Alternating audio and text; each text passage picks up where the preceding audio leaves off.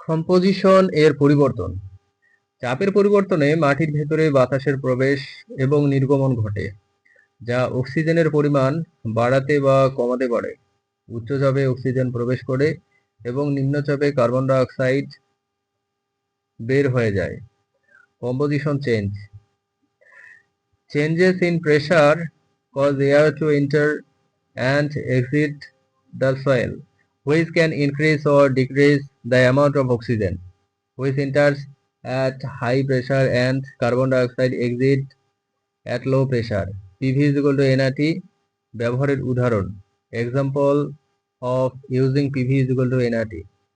ধরা যাক একটি নির্দিষ্ট পরিমাণ মাটির বায়ুর আয়তন V1, চাপ P1 এবং তাপমাত্রা T1।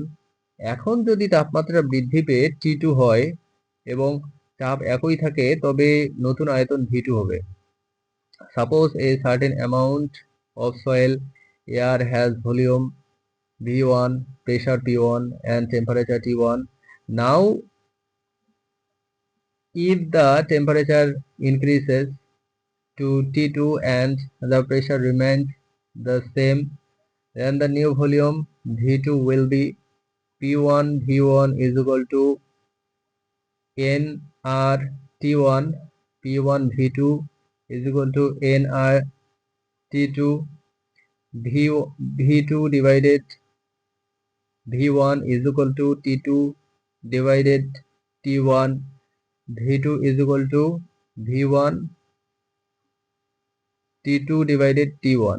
এই সমীকরণ থেকে দেখা যায় যে তাপমাত্রা বাড়লে আয়তনও বাড়বে।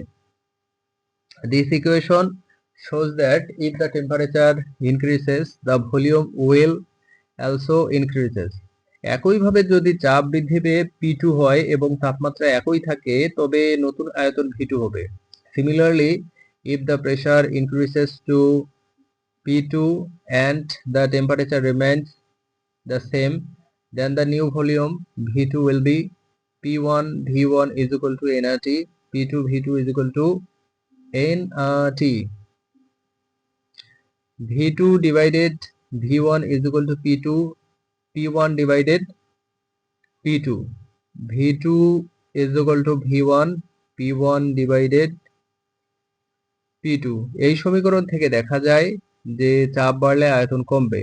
This equation shows that if the pressure increases, the volume will decrease.